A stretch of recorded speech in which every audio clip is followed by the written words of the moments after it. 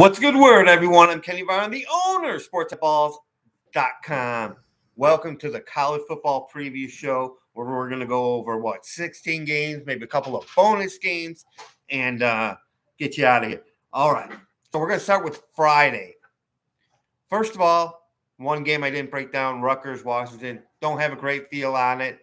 I believe Rutgers will win the game, but no action. But when you want to find out the action we do have, SportsBookS.com is the name of my site. You can get your sports pack deals there. Week, month, 3 months, 6 months, a year. And we'll get you all settled. All right, so we start with Miami, Virginia Tech. Miami, 17.5 with a total of 54.5. We know Miami's been dominant this whole year. And Virginia Tech's been absolutely disappointing. So is this a buy low on Virginia Tech, sell high on Miami? I don't think so. I think everyone is watching for that first time that you get crystal balled by Miami. But when the score's not close, you don't have to worry about getting crystal balled. And I don't think that can happen here. Miami has scored 41, 56, 62, 50 points here. 50 against USF, which I think is a decent team, despite them getting rocked the last 2 weeks against super competition, Alabama and Miami. I think it was very impressive that they went out and dominated 28-0 in the second half. More impressive than beating Florida, beating South Florida that way. Virginia Tech, I mean, this is a team that led up 27 to Vandy, and they've led up 26 to Rutgers, and really got rocked at home by Rutgers, where Rutgers, fumbling twice inside the 5, gave them the door open, still couldn't take advantage. They got it close. Rutgers still got the job done. Do you want to give 17.5? Let's put it this way. I don't want to take 17.5 with Virginia Tech. I think Miami's going to score plenty of points. The problem is maybe Virginia Tech actually shows up, or maybe they're bad, and gets their 17, 20 points.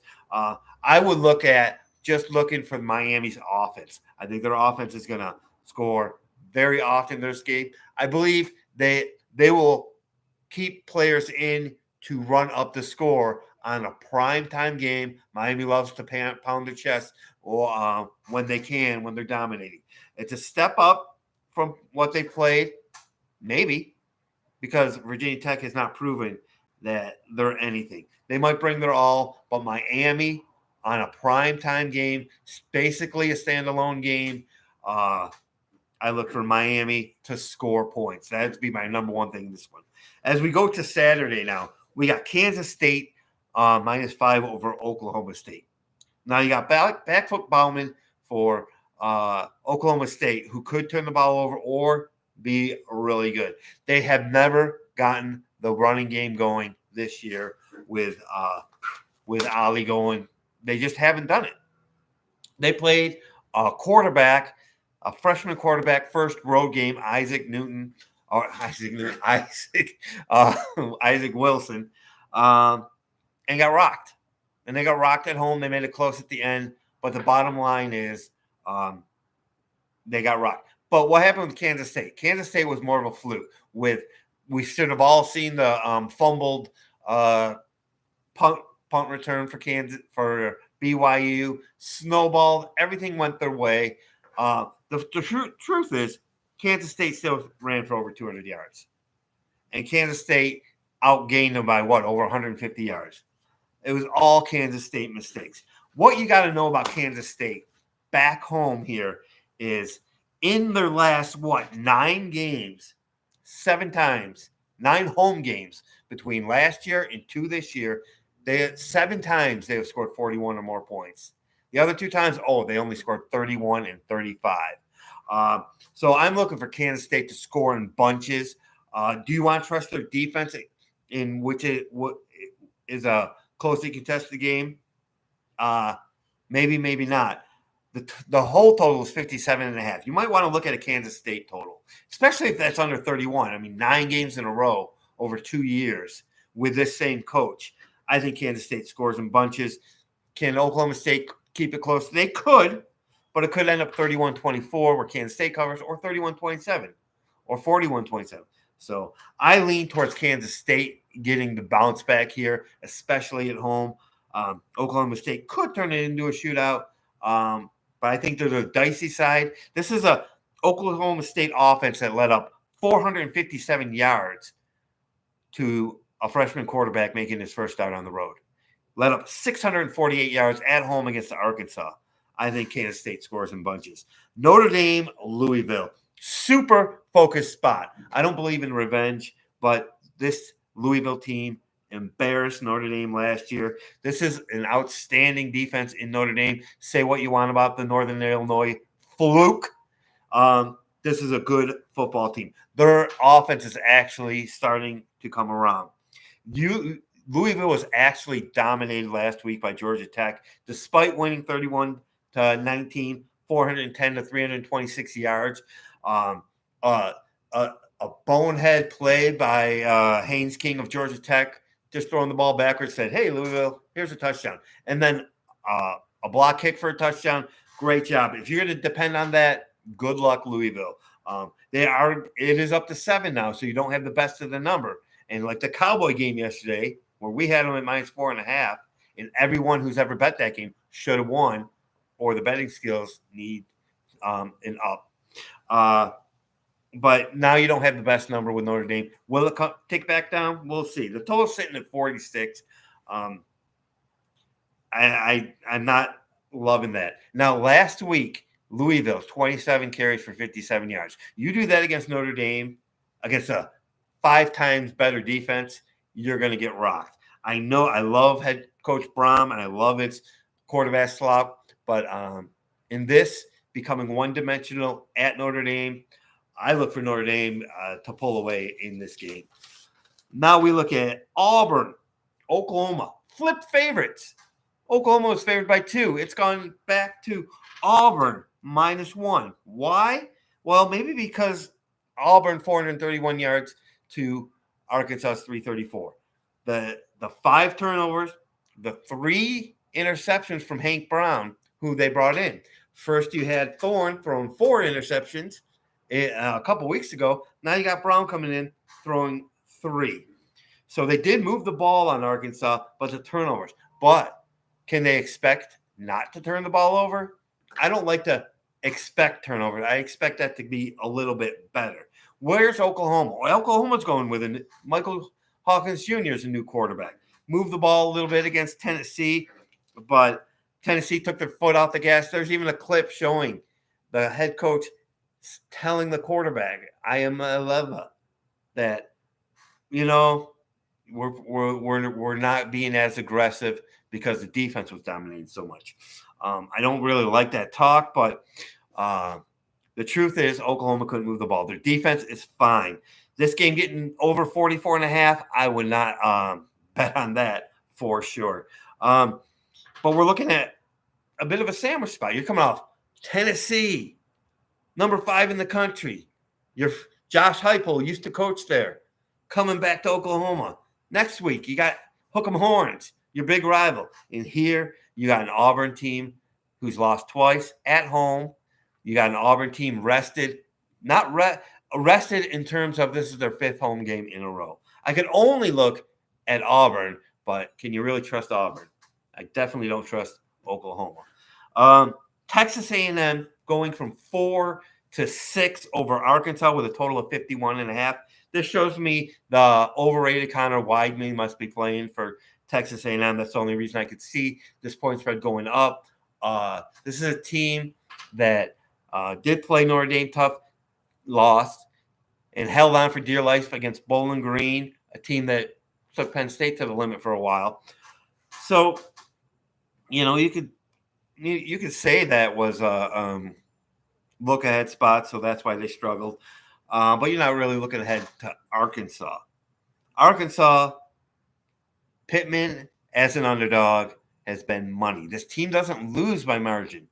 They've lost every game last year was by less than a touchdown. This year, they've been great as the dog. They had the fluke loss because of overtime with a 2-point conversion. They lost to Oklahoma State, a team they put 648 yards on last week. They took care of Alabama with less turnovers. With Tylen Green in here, Arkansas could pull this game off. I think the spread is too big. All right, Boise State, Washington State. Who's real? I believe that Boise State is real. I don't really liking teams that and believing they're real because they lost, but that 37-34 game to Oregon where they did lose, they let up a kick return, was very, very impressive. What wasn't impressive was their 56-45 win over Georgia Southern. Washington State coming off 54-52 big-time win over San Jose State. Now, kind of a letdown because they just beat Washington in the Apple Cup the week before, which was Washington mistakes. But everyone forgets that. Watching a lot of that game, John Mateer wasn't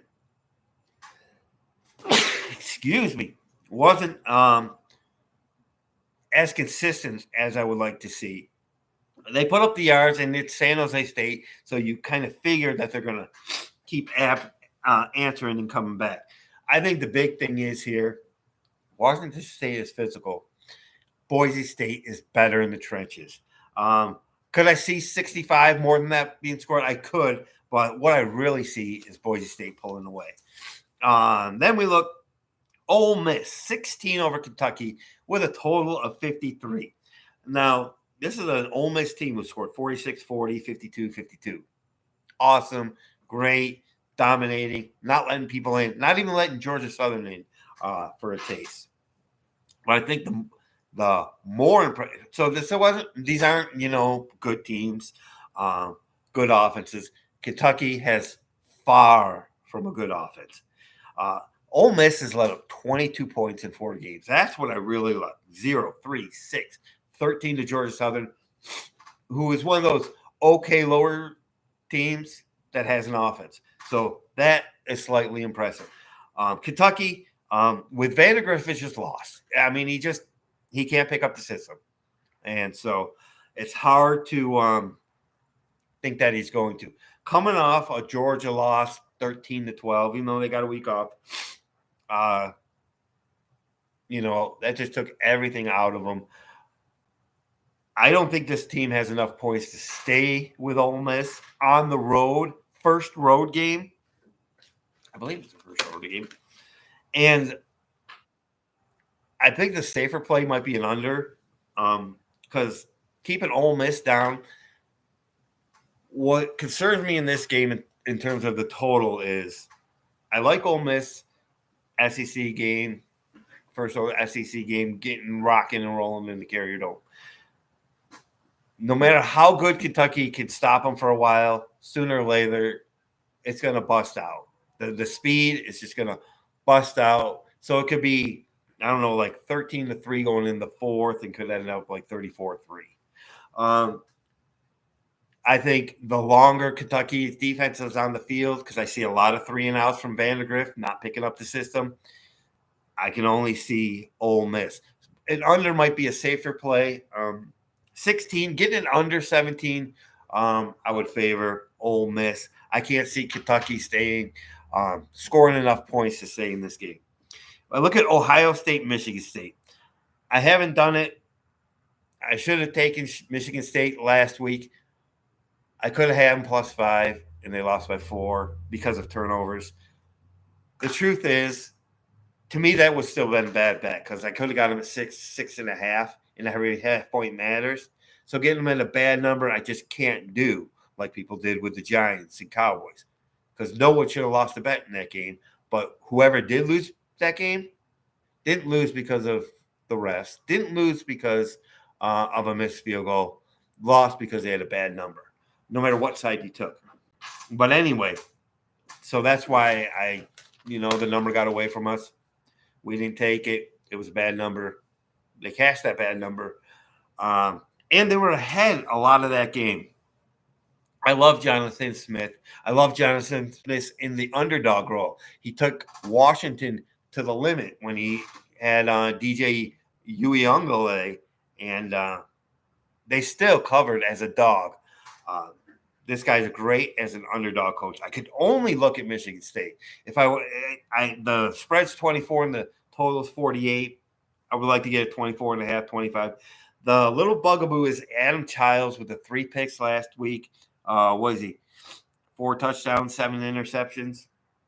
It's hard to trust because you could be right in there, 20-10, going into the fourth, turnover here, turnover there. All of a sudden, they want to run up the score because that's what their coach likes to do. And all of a sudden, you lose 37-10 when it was a 7-10 point game through 3.5 quarters.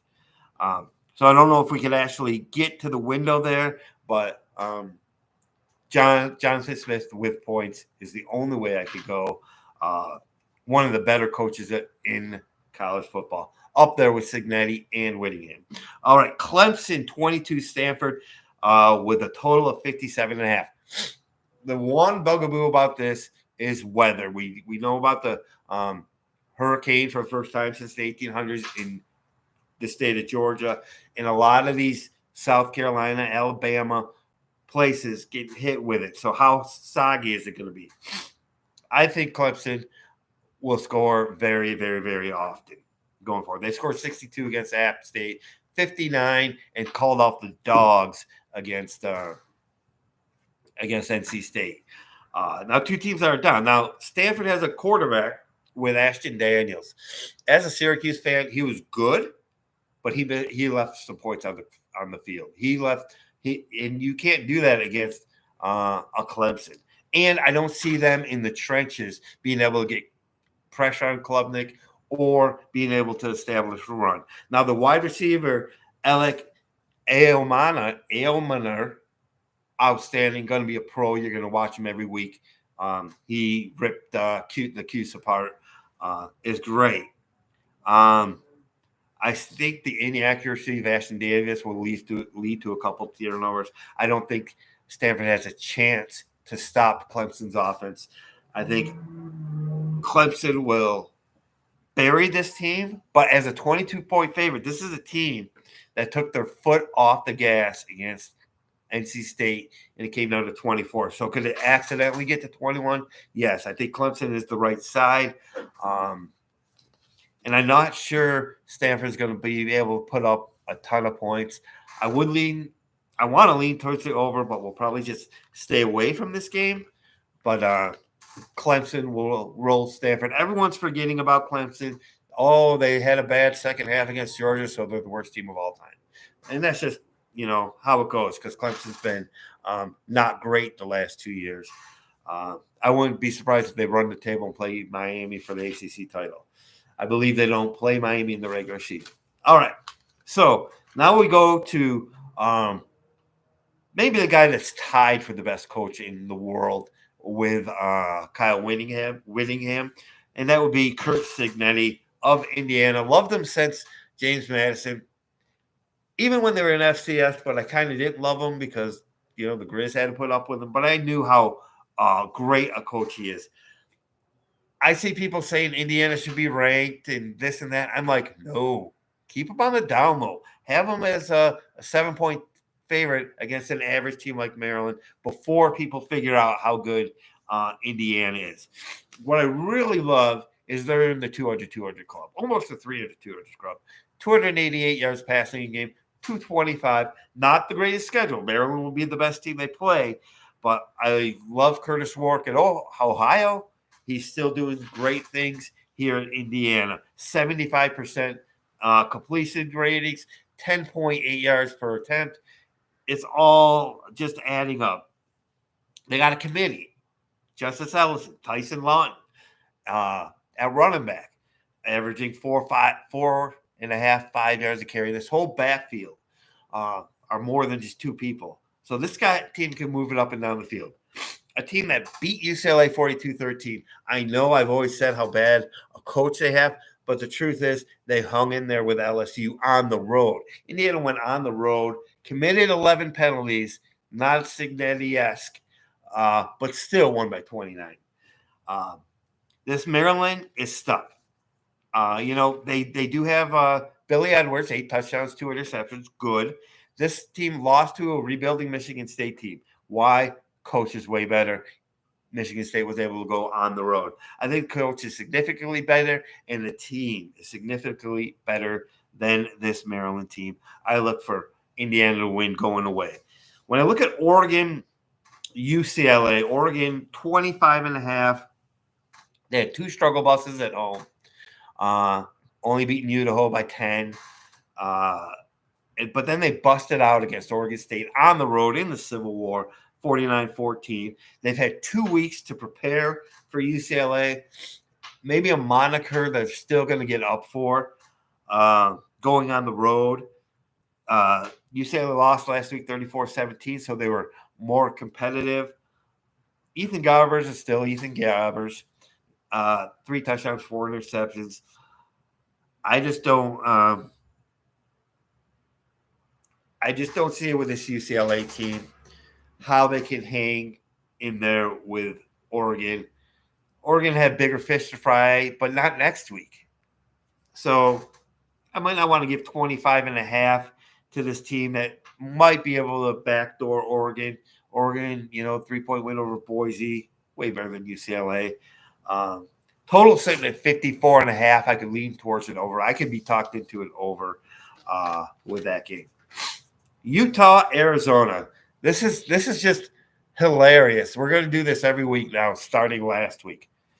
People still think there's a 20-point gap or a 7-point gap between Cam Rising and Isaac Wilson.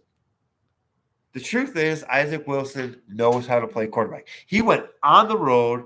The team put up 457 yards against Oklahoma State, got the win, dominated them because they can run the football. They ran for 207 yards, passed for 249, 200 club on the road with a freshman quarterback who was making his first road start. And so now the point spread goes from 12 to 8.5 because Cam Rising is not playing. People are still looking back at last year when they did not have a competent backup. And we're going to take advantage of that. Arizona. Now, the total is 47 in this game also. Arizona's on a bye. It's a pretty good spot. But Noah Fifta, 5 touchdowns, 3 interceptions. Not a great ratio. The last time they went to a hostile environment, they got blown out of the water on a Thursday or Friday night against Kansas State. They left 39 to New Mexico. And Whittingham is the best coach in college football. So you got Utah with the best coach in college football, and they only have to win by 10. Now, this is not a blowout type team, but it's not a blowout line like it should be. It should be 14-15. But it went from 12 to 8.5 because they're doing the Cam Rising might play or not play. So if Cam Rising does play, you got value because it went to 13. The better deal is getting them minus 8.5 with Isaac Wilson playing. The best of both worlds is going, okay, let's get him 8.5. I don't care who starts. I'd rather have Wilson start because he can play.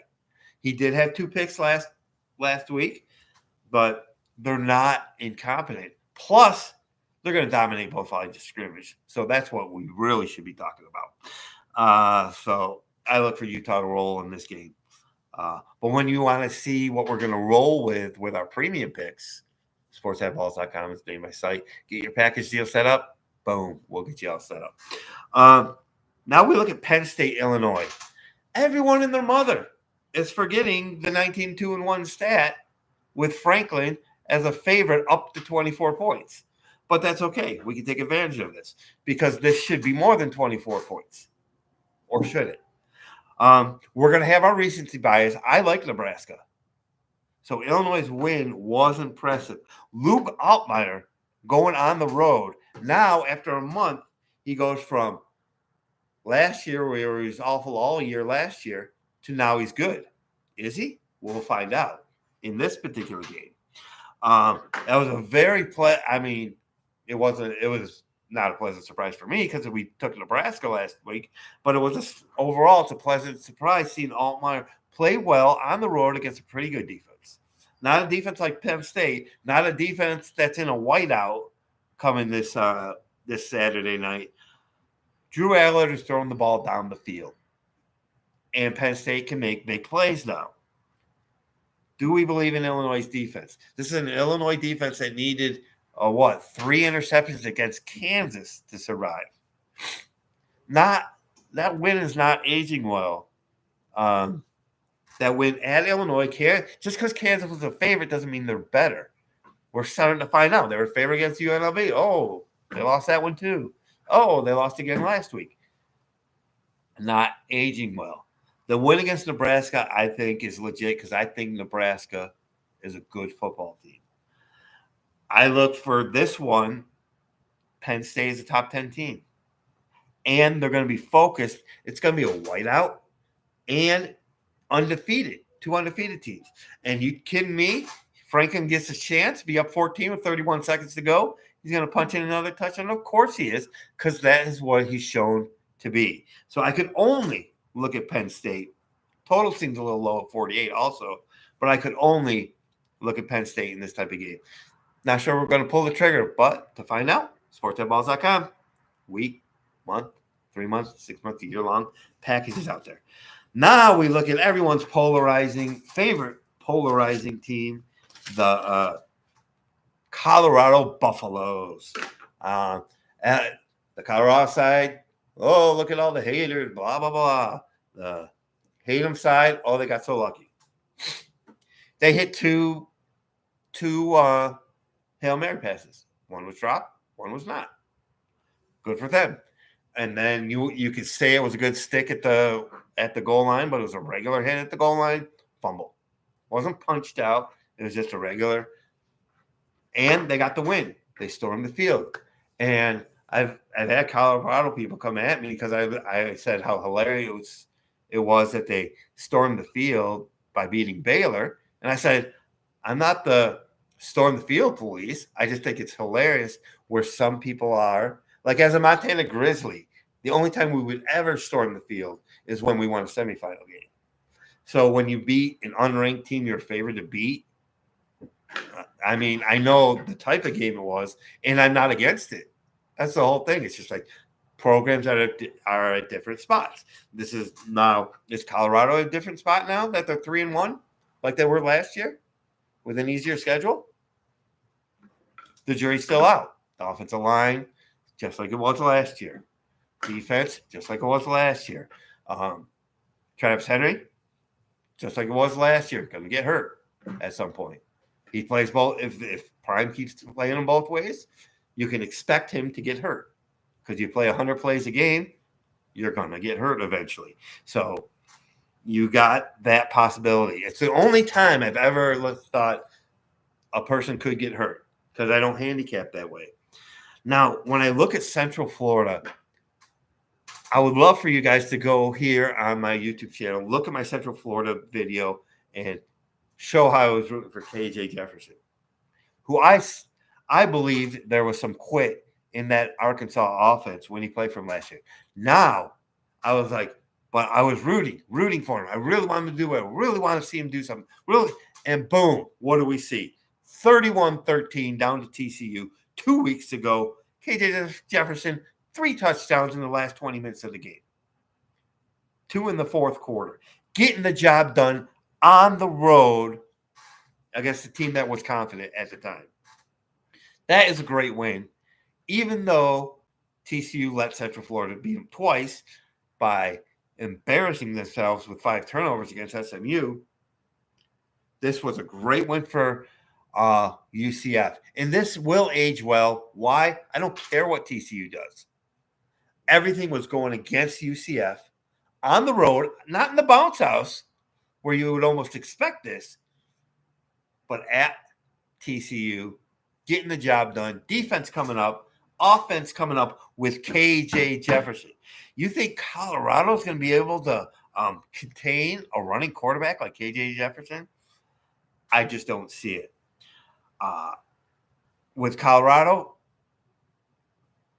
with the number was 15.5 at one point. I see it at 14 now. It was funny. I was like, I told my buddy, here's to UCF being favored by 7 to 10 over Colorado. And then the number comes out 14.5. It's like, oh, they know too. The total at 62 though. I can see Colorado scoring some points for sure.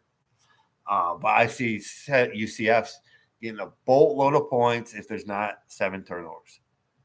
So it's a little bit high, 62, and these are high now with the clock keeps going. Some of these don't quite get there sometimes. So 40-17 game still goes under. I think Central Florida's the side, and I would lean towards the over. But the truth is that Colorado, with Sanders in there, definitely has some backdoor potential. So might be one we stay off of. All right, now we look at Nebraska. This is a team, if you look back at my videos, my Nebraska video, I was high on. Seeing them as only an 8-point favorite over Illinois in Nebraska. Loved it. Altmaier on the road, never proven. He shut me up. He beat me. And I just tipped the cap to him. Nebraska losing outright, not getting a call here or there. But that didn't matter towards the point spread anyway. So I still like this team. I think they have a good defense. I think their defense can travel on the road to Purdue, who has shown absolutely nothing. They played an FCS school that's really, really bad, beat them. Then 66-7 to Notre Dame, when people thought they could actually do something against Notre Dame.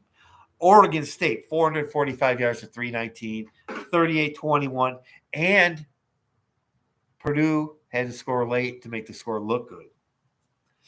I could only look at Nebraska. We might even pull the trigger, and you can find out when you pick up your sports pack deal whether we do or not. 10 seems very low, but the reason it is because no one is sold on Nebraska. They're like, oh, same old Nebraska, primetime spot, they lose by a score. I don't think this is going to be a one-score game, put it like that. Then we get to the one that has absolutely no value, maybe, because it's lined like an NFL game, because I have heard there will be more play on this than any NFL game this weekend. Or actually, no, let me take that back. Georgia, Alabama will have more bet on this game than a playoff game in the NFL, which is saying a lot. Dogs right now are -1 over Bama, 49.5. And as much as I want Georgia to win, I root for Georgia to win all the time, unless they play Syracuse or Montana. But always root for the Georgia Bulldogs to win because of family, and I've always rooted for them for the last 20 years before they started not doing exactly the right thing. Now that they're not, and they become the next Bama, Bama loves to say we beat them the last 2 times, whatever. This team has won 2 national titles in a row, and everyone knows they would have won a 3rd national title in a row if they were allowed into the playoffs. So the truth is they're the team to beat. The problem is Bama can definitely beat this team, especially at home. I do not know if the right team is favored in this game. Dogs -1. It was 2.5. Over the summer, it was 6, 5, 4. And the reason that the Dogs were favored there, they had people coming back. Bama, not as bad as the Michigan situation, but new coach, people, influx coming back. Beating South Florida, it took 3 quarters. So, they buried them late. Not like Miami, put them away. They beat them late. Beating Wisconsin, that's a good one, 42-10. That's good. I'm not high on Wisconsin. Don't think they're very good. But beating South Florida, it still took to the 4th quarter to pull away. And they accidentally won by plenty of points. Dogs, we all know, scored 12 against Kentucky, or 13. Needed that 13th point to win by 1. Only had 262 yards. Only had 12 first downs. Was really, really bad looking. Against a lost quarterback on the other side, they had to hold on for dear life. Everything I've seen points to Alabama by 6, 10 points. I know Georgia is better than the problem is, look at Georgia against Clemson. Look at Georgia against Kentucky. What do 6 quarters have to do with that? 6 of the 8 quarters, the offense couldn't do a gosh darn thing. That is scary going into a game against Alabama. So you're looking at past results, but you know the talent is there to make plays. The defense can keep them in it. This is a game I'm going to be off of, but it's really not comfortable watching it as someone who wants Georgia to win. I'll leave it at that. I'm not sure about the value in this game. I know the head coaching experience you want to give to Kirby Smart, but that's just in keeping your team up there with talent coming through all the time. Not necessarily game day where DeBoer is just as good. He brought Washington to the finals. So that's what we got on that. I think Alabama, if I was going to be truthful, would be the side. Probably not a game we're going to be on. And I don't like to be the type that, I want Georgia to win, so I'm not going to bet them. But I think their talent level is better than those 6 quarters that I just talked about against Clemson. But against Clemson and Kentucky. But I know I've watched other people's videos and stuff, and you can take what you want from the video, and you might have, if you have a bigger conviction, boom, go Bama. So that's what we got this week. Now, the Grizz, they beat West Carolina, the team that tested NC State. But we fell behind 17-0. Gilman, 61-yard touchdown run, got us back in the game, 17-7. We went on to win 45-35. Gilman averages 3rd best in the country, over 10 yards a carry. They go and play on the Tampon turf this week and play Eastern Washington. 6 times we've tried to go on that Tampon turf. 6 times we've been beaten. This year, I truly believe will be different. We've moved up to number 8 in the country. Root us on, the Montana Grizzlies. I think they got to get the defense going a little better, but a 45-35 win over Western Carolina, a ranked team, not a bad deal. Now we start Big Sky play. So in terms of my favorite team, Syracuse, they play Holy Cross. They're going to dominate them. Then they're going to go to Vegas for their first road game, and we'll see how flux UNLV still is at that point. So that's what we got. SportsBookS.com is the name of my site. Come get your sports pack deals. We'll get you all set up in mere minutes. All right, we'll see you guys in the next video, and let's make